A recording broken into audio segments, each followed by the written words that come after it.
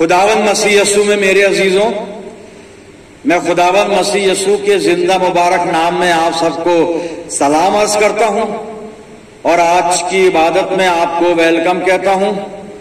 प्रियजनों, आप सब हमेशा मेरी दुआओं में रहते हैं।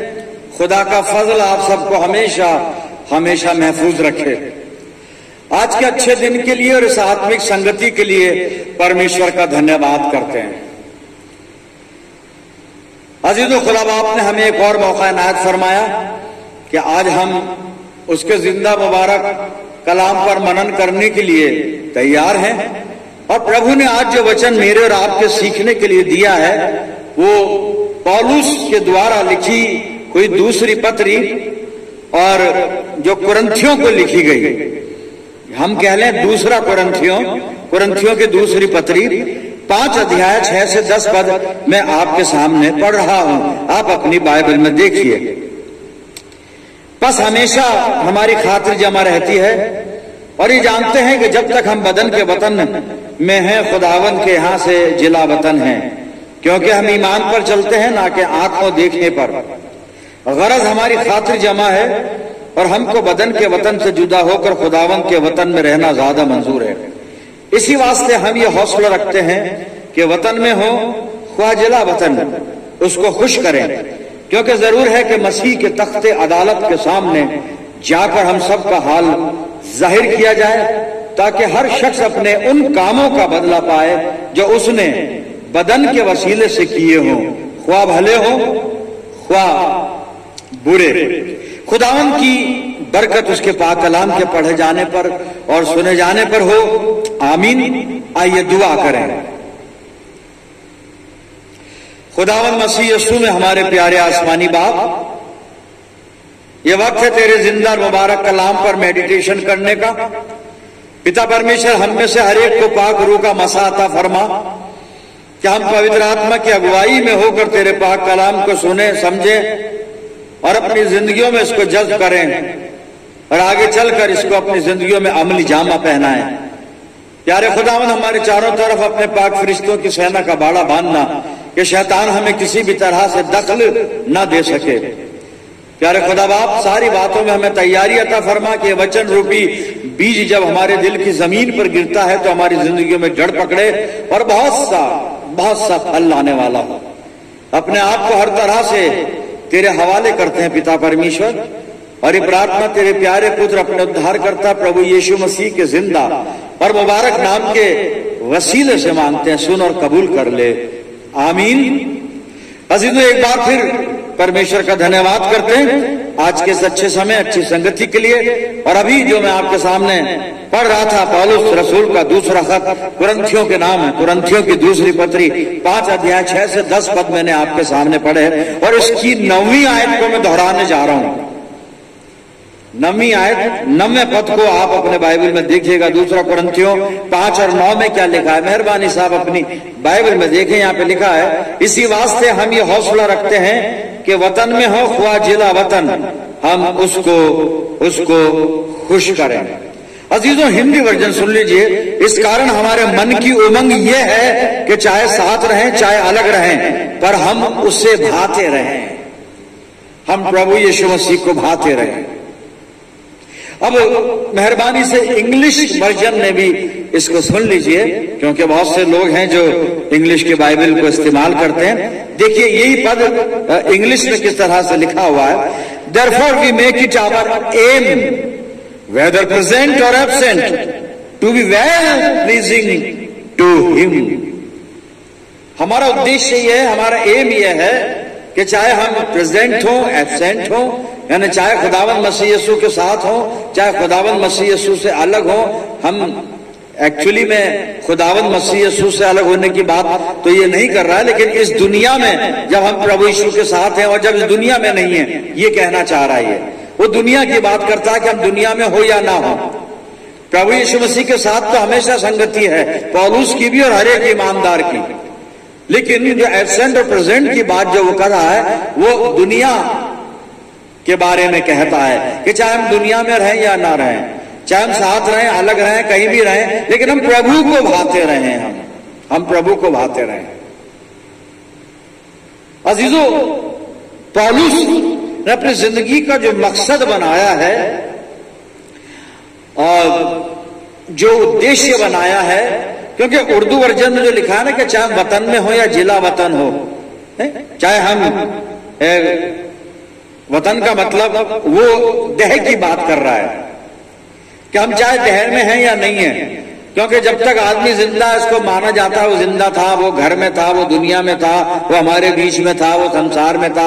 और जब डेथ हो जाती है, मरने के बाद ये माना जाता है कि वो हमारे बीच में नहीं है, अब दुनिया में नहीं है, अब वो नहीं रहा साहब, ही और शी इज नो मोर, ऐसे कह देते। तो वो कहता है कि चाहे हम हो या ना हो, चाहे हम अपने वतन में हो या बाहर हो, यानी वतन ये बॉडी, पर हम यीशु मसीह को खुश करें, उसको भाते रहें, है ना, to be well pleasing to him, ये लिखा है।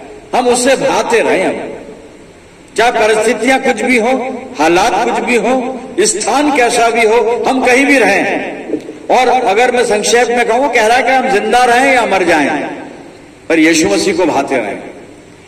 तो यहां पर कॉन्टेक्स्ट क्या है, संदर्भ क्या है? संदर्भ तो वही है कि जब ईमानदार लोग, कलीसिया के लोग दुनिया छोड़कर परमेश्वर के पास जा रहे हैं, और ये सिलसिला तब भी था, अब भी हमेशा चलता रहेगा, यूनिवर्सल ट्रुथ है ये, मरना, मौत, डेथ जो है। तो जब विश्वासियों के बीच में कोई डेथ होती थी तो ये डिसअपॉइंट हो जाया करते थे, निराश हो जाते थे, और निराश होने के बाद ये मुमकिन होता था, ये संभावना होती थी कि वो ईमान में भी कमजोर हो जाए। पौलुस उनके ईमान की हिफाजत करना चाहता है और उनको मृत्यु के बारे में समझा रहा है। यहाँ पे 2 कुरिन्थियों और 5 अध्याय में शुरू में पहले पद में कहता है कि हम जानते हैं कि जब हमारा खेमे का घर जो इस जमीन पर है गिराया जाएगा, तो हमको खुदा की तरफ से आसमान पर एक ऐसी इमारत मिलेगी जो हाथ का बना हुआ। तो ये लोगों को दिलासा दे रहा है, हिम्मत दे रहा है कि अगर किसी की मौत हो तो लोग बेमन ना हो, निराश ना हो, ना उम्मीद ना हो। ये दुनिया के बाद भी हमारे लिए एक और जिंदगी है, एक और दुनिया है, ये बात कर रहा है। कॉन्टेक्स्ट ये है, लेकिन हम कॉन्टेक्स्ट पे बात नहीं कर रहे हैं, हम तो उस पद पर बात कर रहे हैं जो मैंने आपके सामने दोहराया था, 2 कुरिन्थियों 5:9 पद। वो उस पद में ये था कि इस कारण हमारे मन की उमंग ये है कि चाहे साथ रहें चाहे अलग रहें, पर उसको भाते रहें, यीशु मसीह को अच्छे लगते रहें, उसको भाते रहें, यीशु मसीह को खुश करते रहें। हम ये कह रहा हमारे मन की उमंग है, इंग्लिश में लिखा है ये हमारा एम है, एम उद्देश्य, पर्पस, कुछ भी कह, उमंग। मेरे अजीजों, जब पौलुस की उमंग ये है, पौलुस के जीवन का उद्देश्य उसने ये बना लिया कि हम अपने प्रभु को भाते रहें, तो प्रश्न ये है मेरे और आपके जीवन का क्या एम है, क्या उद्देश्य है?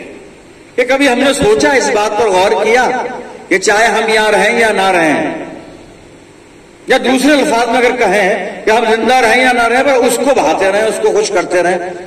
अरे पादी साहब, मरने के बाद क्या खुश करेंगे? नहीं साहब, हम तो विश्वासी लोग हैं, पहली बात तो मरते तो है ही नहीं कभी, है ना, ये मिट्टी का शरीर, इसको छोड़ते हैं, मरते नहीं। लेकिन अब बात हम आज कर रहे हैं कि उमंग ये है कि हम उसको भाते रहें, इस पे ध्यान रखिएगा आप, बस उसको भाते रहें, उसको अच्छे लगते रहें, उसको हम खुश करते रहें, क्योंकि जब उसको अच्छे लगेंगे तो हमसे खुश होगा हमारा प्रभु यीशु मसीह। लेकिन मेरे अजीजों, ये होगा कैसे? हम उसको भाएंगे कैसे? हम उसको अच्छे कैसे लगेंगे? हर इतवार चर्च आएंगे, ठीक है, बहुत मुबारक बात है, अच्छी बात है और बहुत जरूरी है। हर इबादत को अटेंड करेंगे, जी हाँ, बहुत जरूरी है, अच्छी बात है। पाक कलाम को पढ़ेंगे, सुनेंगे, सीखेंगे, समझेंगे, जी हाँ, बिल्कुल ये करना है हमें, without fail we must do it, करना है। और जिंदगी में नेक बन के रहेंगे, अच्छे बन के रहेंगे, पूरा जीवन जो है हम प्रभु की इच्छा के अनुसार व्यतीत करेंगे, धार्मिकता के साथ व्यतीत करेंगे, शराफत के साथ व्यतीत करेंगे, नेकी और भलाई के साथ व्यतीत करेंगे। बहुत बातें हम कर सकते हैं कि साहब उसको भाएंगे, उसको अच्छे लगेंगे, लेकिन कुछ ऐसी कॉन्क्रीट बात कर लें जो समझ में आ जाए। बहुत लंबी चौड़ी लिस्ट बताने की जरूरत नहीं है, बहुत सारी चीजें हो सकती हैं। एक खास चर्च में जाएंगे तो उसको भाएंगे, ये भी तो है थॉट कुछ लोगों का। एक खास चर्च में नहीं, ऐसा नहीं है। चर्च में जाएंगे तो उसको नहीं भाएंगे, वो तो हम इबादत कर रहे हैं, अच्छी बात है, बहुत अच्छी बात है, बहुत अच्छी बात है, खुदा इससे खुश होता है। लेकिन जब मसीह यीशु में जाएंगे तब उसको भाएंगे, वो थोड़ा मुश्किल काम है, मसीह यीशु में चले जाना।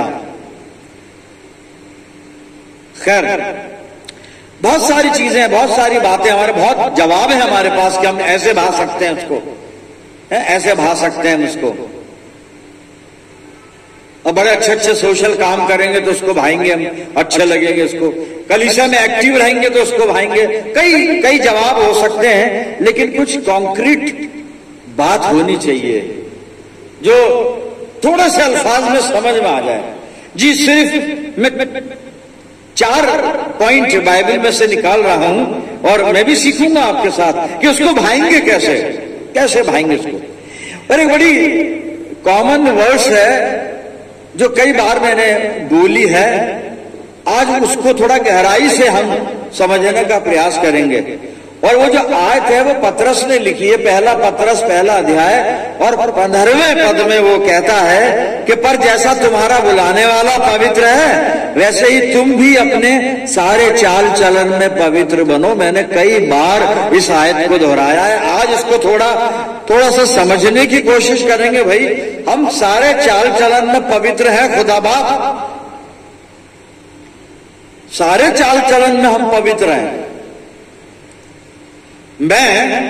मुझे लोग देखते हैं, मैं सेवक हूं छोटा सा एक कलीसिया का, बहुत से लोग सुनते भी हैं मेरी बातों को, सुनकर अंदाजा भी लगाते हैं मेरी शख्सियत के बारे में, मेरे जीवन के बारे में। वो लोगों को अंदाजा हो जाता है। तो सारे लोगों को परमेश्वर ने समझ दिए, आत्मिक बुद्धि दिए, लेकिन क्या मैं सिद्ध कर सकता हूं कि मैं अपने सारे चाल चलन में पवित्र हूं? सारे चाल चलन में। आप मेरा बाहरी रूप देख रहे हैं, परमेश्वर बाहरी के साथ साथ अंदर का भी तो देखता है ना। अब ये अंदर वाली बातें आप नहीं देख सकते। और यहां पर बाइबल जो डिमांड कर रही है कि अपने सारे चाल चलन में, पतरस ने जो कलीसियाओं को, मंडलियों को, जो विश्वासियों को लिखा है ना, ये पद जो लिखा है कि जैसा तुम्हारा बुलाने वाला, और उसने एग्जाम्पल भी दिया कि जैसा, किसने? हमें खुदा बाप ने बुलाया है। और लॉजिक ये कहेगा कि अगर आप खुदा बाप की तरह बन जाते हो, जैसा वो है, उतने के उतने पाक बन जाते हो, तो मतलब ये हुआ कि हम भी फिर खुदा ही हो जाएंगे। वो हो नहीं सकता। और खुदा जितनी पाकीज़गी वो आ नहीं सकती किसी भी सूरत में, किसी भी हालत में। लेकिन अब हमारे सामने एक चैलेंज ये है कि उसको भाते रहे। कैसे भाएंगे? जी, मैंने ये वर्ष बता दी, पहला पतरस पहला अध्याय और 15 पद में कि जैसा तुम्हारा बुलाने वाला पवित्र है वैसे ही तुम भी अपने सारे चाल चलन में पवित्र बनो। क्या ये संभव है एक मनुष्य के लिए कि वो अपने सारे चाल चलन में पवित्र हो जाए? तो ये सारा चाल चलन क्या होता क्या है? ये क्या होता है? ये सारा चाल चलन क्या होता है? सब प्रेरितों के काम, और 5 अध्याय घर जाके पढ़ना, अभी सुन लें आप, और 1 से 10 पद प्रेरितों के काम, 5 अध्याय 1 से 10 पद, ये नोट कर लें, फिर बाद में पढ़ते रहिएगा आप उसको। और यहाँ पे विश्वासी लोगों का जिक्र आया है। कलीसिया, पहली कलीसिया बन गई पेंटिकॉस्ट के दिन। पतरस ने पवित्र आत्मा की सामर्थ पाई और फिर उसके बाद यरूशलेम में सरमन दिया, सुसमाचार सुनाया, यीशु मसीह के बारे में बताया, इस्राएलियों से बात की, और उसका भाषण सुन के, उसका सरमन सुन के, वहां लिखा है लोगों के दिलों पर चोट लगी और फिर उन्होंने कहा हम क्या करें, पतरस ने कहा मन फिराओ, बपतिस्मा लो, वगैरह वगैरह, ये हम जानते हैं। और 3000 लोगों ने बपतिस्मा ले लिया, कलीसिया वजूद में आ गई। 3000 लोगों की एक मंडली है, भले ही एक जगह ना हो पर वो है, इस पृथ्वी पर है वो। चाहे अलग अलग गांव में रहते हैं, अलग अलग शहर में रहते हैं, अलग अलग जो भी कहीं भी रहते हैं, लेकिन है वो एक कलीसिया है। भले ही स्कैटर्ड है पर एक कलीसिया मसीह की कलीसिया है। जिसके बाद फिर कुछ और बातें होती हैं। पतरस एक जन्म के लंगड़े को हील करता है, फिर उसके बाद उसको जेल भी हो जाती है, खुदा छुड़ाता भी, वगैरह वगैरह ये सब। फिर हम 5 पद में पहुंच जाते हैं, 5 पद में हम 5 अध्याय में हम पहुंच जाते हैं। किसके? प्रेरितों के कार्य। 5वें अध्याय में हम पहुंचते हैं, जो मैंने अभी आपके सामने बताया है। प्रेरितों के काम 5 अध्याय में जब हम आते हैं तो पहले पद से 10 पद के बीच में घटना हुई है। इन्हीं विश्वासियों में से 2 जनों के नाम वहां पे लिखे हैं। एक भाई साहब हैं हननिया, उनका नाम है, उनकी पत्नी है सफीरा। और वहां पे लिखा है, वचन कहता है कि मैं पूरा इसलिए नहीं पढ़ता कि समय लगता है, तो मैं बता देता हूं और कोशिश करता हूं कि आप तक बात पहुंच जाए। और साहब हननिया ने और सफीरा ने अपनी जमीन बेची, और जमीन बेचने के बाद वो पैसा उन्होंने सोचा कि हम कलीसिया की भलाई के लिए दे दें प्रेरितों को, और उन्होंने लाकर वो पैसा प्रेरितों को, चेलों को दे दिया कि साहब हमने अपनी जमीन बेच दी है और ये सारा पैसा आपको दे रहे हैं, आप इससे प्रभु का काम कीजिए, कलीसिया की भलाई कीजिए, कलीसिया के बेटरमेंट के लिए आप इस पैसे से कुछ भी करो। पतरस ने कहा हननिया साहब, जो आप ही पैसा लेकर आए हैं तो ये क्या आपने जमीन इतने पैसे में बेची है? उसने कहा जी हाँ, वो जमीन बेचकर सारा पैसा आपको दे रहा हूं मैं, इतना बड़ा डोनर हूं मैं। पतरस ने कहा भाई हननिया, ये तुमने ये क्या किया? ये झूठ बोलते हो, झूठ बोलते हो, जबकि ऐसा नहीं है। और उसके बाद क्या होता है कि साहब हननिया की डेथ हो जाती है, वहीं मर जाता है, वो वहीं मर जाता है और लोग उसको दफना देते हैं। अब 3 घंटे के अंतराल में, 3 घंटे का वक्फा, वो गैप, उसके बाद उसकी पत्नी आती है प्रेरितों के पास, और उसको ये घटना सारी कुछ पता नहीं है। हाँ जमीन बिकी है ये तो पता है, पैसा चर्च में आया ये भी पता है, बाकी कुछ पता नहीं। और जब ये सफीरा आई है तो पतरस फिर पूछता है क्या तुमने वो जमीन इतने में बेची थी जितने पैसे लाके दिए गए हमें, खुदा के लिए दिए गए? तो साहब सफीरा भी झूठ बोल जाती है कि जी हाँ इतने में ही। तो पतरस कहता भाई तूने और तेरे पति ने एका किया और एका करके तुमने पवित्र आत्मा से झूठ बोला, और देख तेरे पति को दफनाने वाले बाहर खड़े, तुझे भी ले जाएंगे। और ये सफीरा भी मर गई, लोगों ने उसको भी दफना दिया। दोनों इतने अच्छे विश्वासी थे, अपनी जमीन बेचकर चर्च में डोनेशन दे रहे हैं, पैसा चर्च में पहुंचा रहे हैं, यानी कलीसिया में। किसको? चेलों को। ये उनके धर्म गुरु हैं।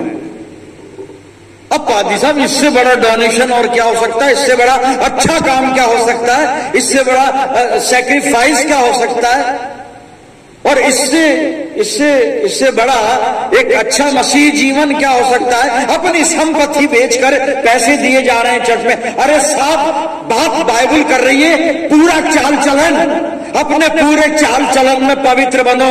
तुम्हारा चाल चलन ऐसा है, तुम डोनेशन तो दे रहे हो लेकिन झूठ भी बोलते हो, तुम डोनेशन चर्च में दे रहे हो लेकिन छल भी करते हो, तुम डोनेशन चर्च में दे रहे हो लेकिन सिर्फ अपना नाम फैलाने के लिए, अपने आप को एक्सपोज करने के लिए दे रहे हो। तुम खुदा से प्यार करते हो इसलिए नहीं दे रहे हो। और प्यार क्यों नहीं करते, उस बात का सबूत ये, जो खुदा से प्यार करते हैं वो झूठ नहीं बोलते, जो खुदा से प्यार करते हैं वो किसी को धोखा नहीं देते, जो खुदा से प्यार करते हैं वो किसी को छलते नहीं, जो खुदा से प्यार करते हैं वो किसी से जलते नहीं, जो खुदा से प्यार करते हैं वो किसी की बुराई नहीं चाहते। दोनों मर गए, हननिया सफीरा। क्यों? कितने अच्छे अच्छे काम उनके लिखे हुए हैं। यीशु मसीह को ग्रहण कर लिया, बपतिस्मा ले लिया, और बपतिस्मा भी पतरस के हाथ से लिया था।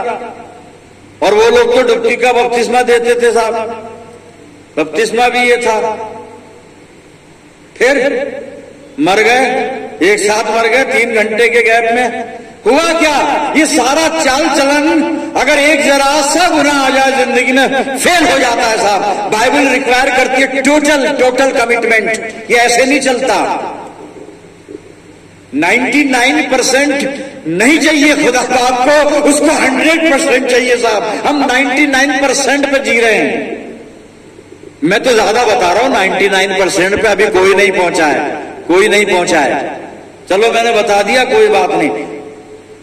लेकिन जो 1% जो बच रहा है, बस आजाद वहीं पर है साहब। दोनों मर गए, देख लो आप क्या किया इन्होंने। अरे अपनी संपत्ति बेचकर पैसा चर्च में दे रहे हैं, और इनका पैसा था, थोड़ा सा रख लिया। क्या गुनाह किया इन्होंने। पतरस ने कहा भी तो तुम्हारा था भाई, सारा रख लेते, लेकिन तुम पूरा नहीं देकर और बता ये रहे हो कि हम पूरा दे रहे हैं, हम पूरा दे रहे हैं, हम पूरा दे रहे हैं। हम भी चर्च के मेंबर हैं पादरी साहब, हम भी चंदा देते हैं 50 रुपए महीना।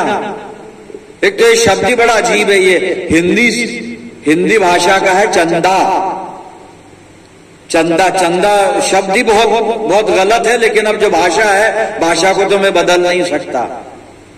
अरे शुक्रगुजारी बोल दें, हदिया बोल दें, ऑफरिंग मातक चंदा तो जब फकीर मरता सड़क पर तो उसको जलाने के लिए चंदा जमा करते हैं लोगों से। भैया पैसे डाल दो चादर पर, इसको जला दें ले जाकर, वो होता है चंदा।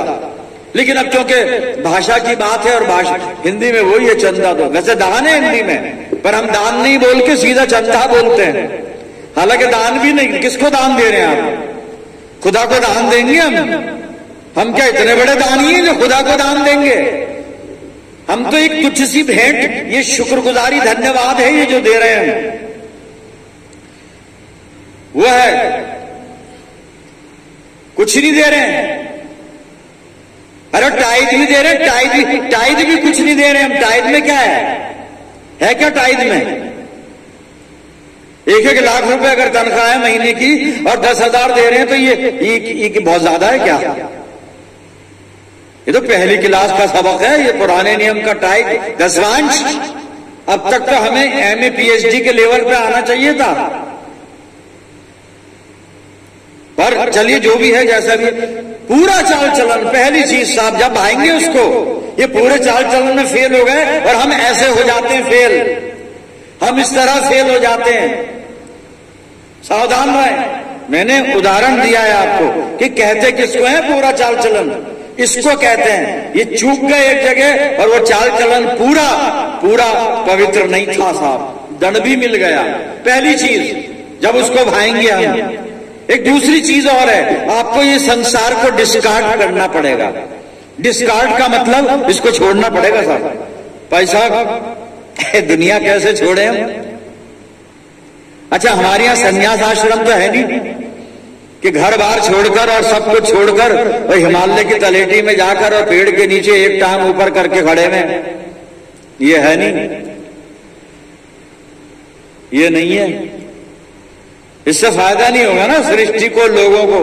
मैं अकेला खड़ा हो जाऊं वहां जाके, किसी को कोई फायदा नहीं होगा, किसी को फायदा नहीं होगा। अकेला खड़ा हुआ हूं मैं, मुझे तो सबको लेकर जाना है ना स्वर्ग में, सबको उद्धार तक पहुंचाना है ना। यीशु मसीह को लेकर सब तक जाना है, तो वहां पहाड़ में थोड़ी ना लोग मिलेंगे। लोग तो यहां पर है, लोगों के बीच में रहना है। डिस्कार्ड का मतलब नो लस्ट। जीवन में हमारे लस्ट बहुत है, दुनिया बहुत अच्छी लगती है साहब, दुनिया की चीजें बहुत अच्छी लगती है हमें। यूहन्ना कुछ लिख रहा है, मैं पढ़ देता हूं। और यूहन्ना का पहला खत मैंने निकाल लिया साहब, पहला यूहन्ना 2 अध्याय 15 पद सुन लीजिए।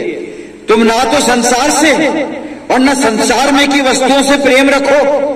यदि कोई संसार से प्रेम रखता है तो उसमें पिता का प्रेम नहीं है। बस दैट्स ऑल। दुनिया को डिस्कार्ड करना पड़ेगा, छोड़ना पड़ेगा, रद्द करना पड़ेगा। जो दुनिया से प्रेम रखता है, बाइबल कह रही है उसमें पिता का प्रेम नहीं है, तो कैसे भाएंगे भैया, ना उसको ना उसके इकलौते बेटे को। यीशु मसीह को भाएंगे तो खुदा को भाएंगे। और खुदा को भाने के लिए पहले यीशु मसीह को भाना पड़ेगा, यानी यीशु मसीह को अगर हम भा रहे हैं तो खुदा भा रहा है। यीशु मसीह कहता बगैर मेरे वसीले के कोई बाप के पास जा नहीं सकता। अभी मीडिएटर तो यीशु मसीह है, इसके बिना जा नहीं सकते वहां तक। कैसे भाएंगे यीशु मसीह को? दो बातें देखी हमने। तीसरी बात, no compromise, no compromise, no compromise with faithless person. Faithless, Hindi में इसको कहा है अविश्वासी, जिसका ईमान नहीं हो। मैं फेथलेस कह रहा हूं, कुछ उसका कुछ मसलहत है। मसलहत यानी कोई भेद है उसका। अविश्वासी का विश्वासी के साथ कोई संबंध नहीं है, ये बाइबल बता रही है साहब। आप बाद में स्टडी कीजिएगा।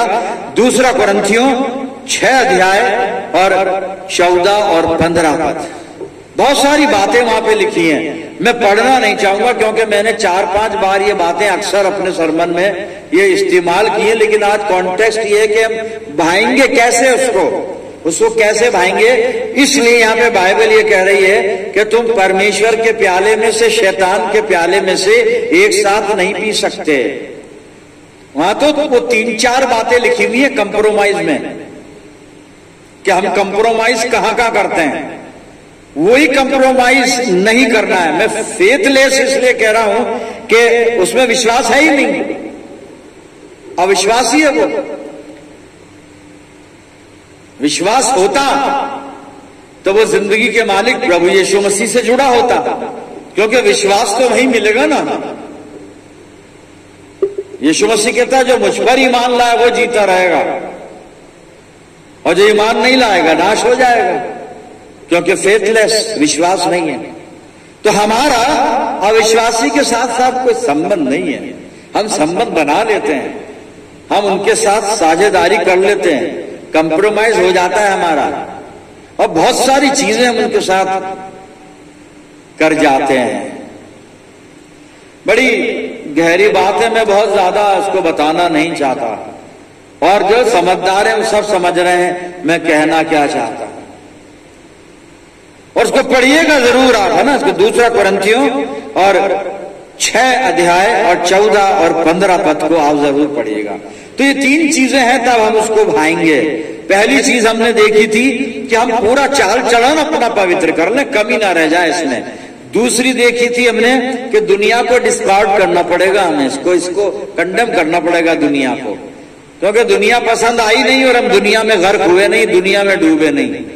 और दुनिया से दिल लगा तो खुदा से दिल हट जाता है साहब। और तीसरी चीज हमने देखी, no compromise with faithless person.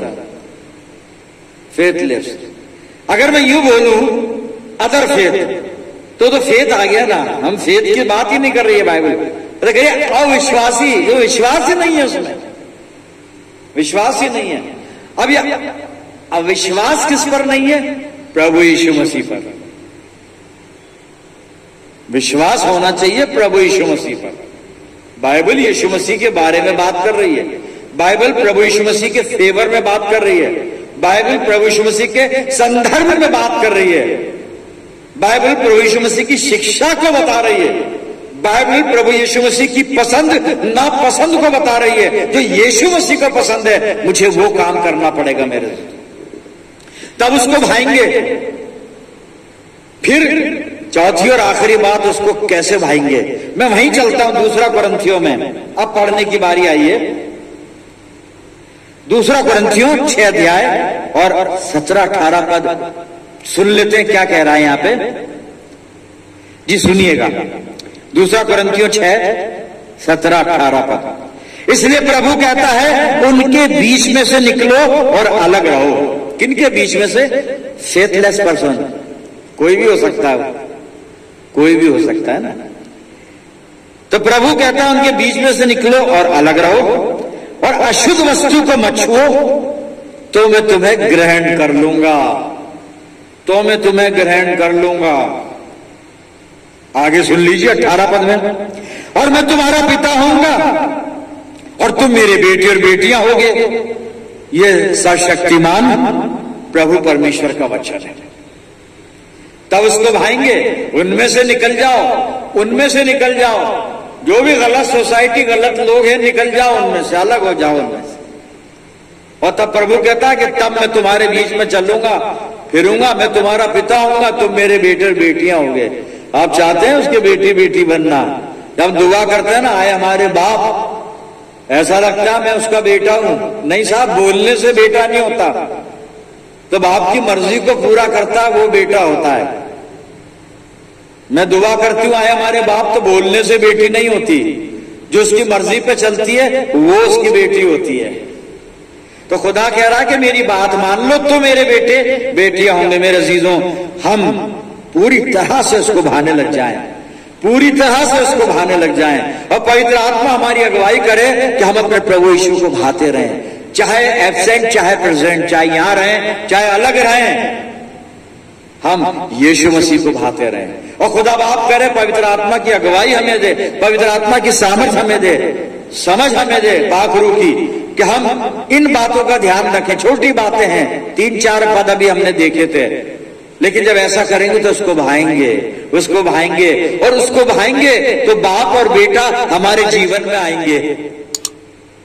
और जब वो हमारे जीवन में आएंगे हम कामयाब हो जाएंगे, हम आशीषित हो जाएंगे, हम आनंदित हो जाएंगे और आनंद जीवन पाएंगे। मेरे जी, आइए चलते हैं प्रभु से बात करने, दुआ मांगे। खुदावंद मसीह यीशु में हमारे प्यारे आसमानी बाप, धन्यवाद करते हैं पिता जीवित वचन के लिए, जिसमें होकर आज हमें यह समझाया गया है कि हम हमेशा प्रभु यीशु को भाते रहें। खुदा बाप, तो इस उमंग को हमारे दिलों में पैदा कर दे, होने दे कि हमारे जीवन का एम ये बन जाए कि हम अपने प्रभु यीशु को भाते रहें।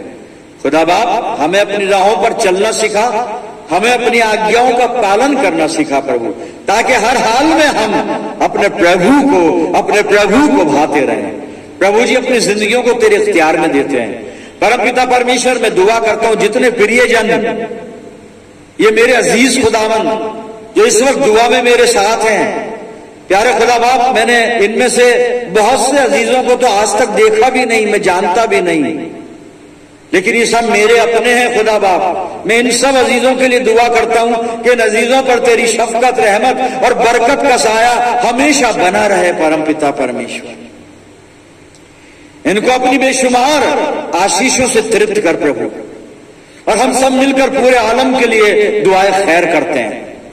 सारी बातों में पिता परमेश्वर अपनी जिंदगियों को तेरे हवाले कर देते हैं, और ये दुआ तेरे प्यारे और इकलौते बेटे और अपने मुक्तिदाता और जीवन देने वाले खुदावंद यीशु मसीह के जिंदा और मुबारक नाम के वसीले से मांगते हैं। सुन और कबूल कर ले, आमीन। अब हमारे प्रभु यीशु मसीह का अनुग्रह, पिता परमेश्वर का प्रेम, पवित्र आत्मा की सहभागिता हम सब के साथ, समस्त विश्वासियों के साथ, हमारी सब कलीसियाओं के साथ अब से लेकर हमेशा तक होती रहे। आमीन।